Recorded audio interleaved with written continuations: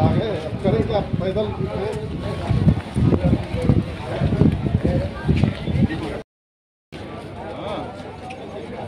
मैं कॉलेज में गेट पर खड़ा हूँ।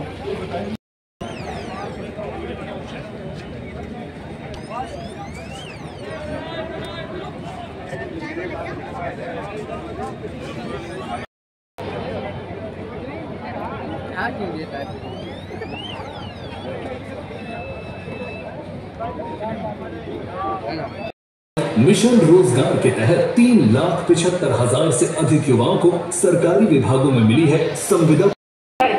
रोजगार मेले के तहत हमारे अभ्यर्थियों को तो नियुक्ति पत्र मिल रहा है, लेकिन आज के इस कार्यक्रम में टैबलेट, स्मार्टफोन और हमारी विभिन्न योजनाओं के तहत हमारे मैनपुरी के उस सफलता में, उस जीवन में भी साबित होगी। एक बार पुनः लोकार्पित हुई परियोजनाओं की आप सभी जनपद निवासियों को बहुत बहुत बधाइयां, शुभकामनाएं।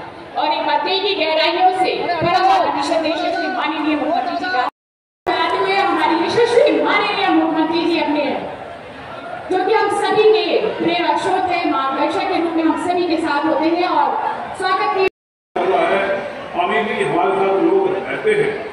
ऐसा हम लोग प्रकट हुआ था, मैंने कहा था कि यहाँ भीड़ इतनी है बनेगी नहीं। आदि उपाध्याय जी, बहुत बहुत सम्मानित आदरणीय कैबिनेट मंत्री जयवीर सिंह जी, उत्तर प्रदेश सरकार मंत्री आदरणीय अजीत पाल जी, बहुत बहुत सम्मानित हमारे बहुत किया जाता है श्री श्याम सुंदर अग्रवाल जी, प्रधानमंत्री सूक्ष्म लघु उद्योग उन्नयन योजना के तहत 90 लाख रुपए की धनराशि देकर सम्मानित किया जाता है। आपको श्री रजत और करहल विधानसभा क्षेत्र से जुड़े हुए मेरे सभी उपस्थित बहनों और भाइयों, एक साथ 450 करोड़ रुपए की परियोजना के लिए मैं आप सबको हृदय से बधाई देते हुए आप सब विकास की नित नई ऊंचाइयों को छुए, इसकी कामना के साथ आज मंच आपके बीच में यहां पर उपस्थित हुआ है। बहनों और भाइयों, मैं सबसे पहले अभिनंदन करता हूं आपका कि मैं लगभग 2 घंटे लेट में यहां पे आया, क्योंकि लखनऊ में, लेकिन सबके बावजूद आप जिस धैर्य के साथ, जिस उत्साह के साथ आज इस समारोह में है, मैं इसके लिए हृदय से आपका अभिनंदन करता हूं, आप सबका हृदय से स्वागत करता हूं। बहनों और भाइयों, आज यहाँ पर करहल की जो अनेक विकास की योजनाओं को आज यहाँ पर प्रस्तुत किया गया है, उसमें यहाँ की सड़क की परियोजनाएं हैं। यहाँ पर करहल में एक हम लोग ग्राम पंचायत अहिलापुर में एक मिनी स्टेडियम भी देने जा रहे हैं, ग्रामीण स्टेडियम का निर्माण भी करने जा रहे हैं।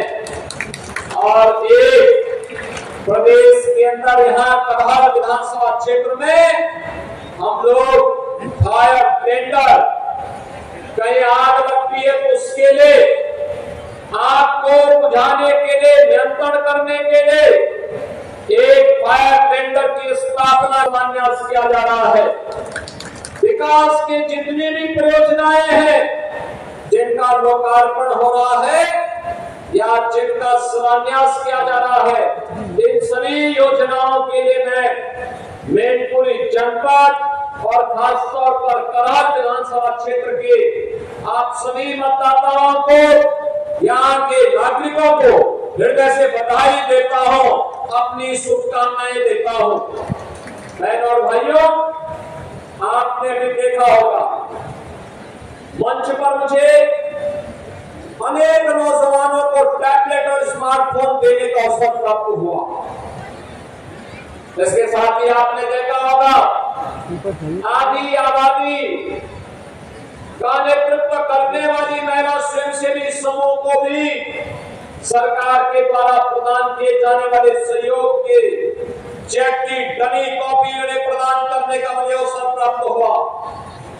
आपने देखा होगा गरीबों को प्रधानमंत्री आवास और मुख्यमंत्री आवास की चाबी सौंपने का एक अवसर मुझे प्राप्त हुआ और एक सप्ताह पहले यही मंच और हमारे डिप्टी सीएम श्री ब्रजेश पाठक जी भी यहाँ आए थे और करहल में रोजगार मेला, टैबलेट वितरण, ऋण वितरण के बड़े कार्यक्रम को उन्होंने उद्घाटन किया था।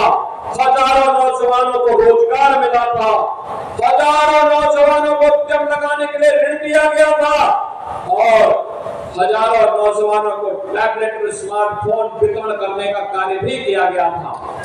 मैं पूछना चाहता हूं बहनों और भाइयों, मैनपुरी जो कभी वीवीआईपी जनपद माना जाता था, लेकिन विकास के कार्य में क्यों पिछड़ गया? मैनपुरी तो हमारे ऋषियों की धरती रही है, मयंक ऋषि से जुड़ी हुई धरती रही है, मार्कंडेय ऋषि से जुड़ी हुई धरती रही है, ये धरती च्यवन ऋषि के साथ जुड़ी रही, इसका संबंध रहा है और इस धरती का संबंध देश के स्वाधीनता आंदोलन से जुड़े हुए स्वाधीनता संग्राम सेनानियों से इसका संबंध रहा है। फिर पहचान का मोहताज करने वाले कौन लोग हैं आपके सामने? ये वही लोग हैं जिन लोगों ने आपके सामने जो पहचान का संकट खड़ा किया, आपके सामने पहचान का संकट खड़ा किया, प्रदेश के सामने उनके सामने अपने अस्तित्व का संकट खड़ा किया। इन लोगों ने सामाजिक ताने बाने को छिन्न भिन्न किया, अराजकता गुंडा क्योंकि इनके डीएनए का हिस्सा है और प्रदेश में इनका मॉडल देखना है तो मॉडल इनका विकास का नहीं है। ये लोग विकास का नहीं, विकास के कार्यों में लूट मचाने वाले लोग हैं।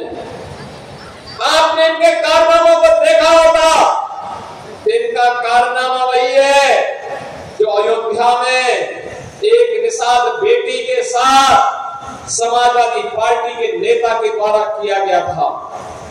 इनके घिनौने कृत्य वही है जो लखनऊ में एक बेटी को कैसे इन लोगों के द्वारा गिराया जाता है, ये इनका चेहरा है। और इनके वास्तविक कारनामे देखने हो तो कन्नौज में घटित घटना और नवाब ब्रांड ये समाजवादी पार्टी का वास्तविक चेहरा।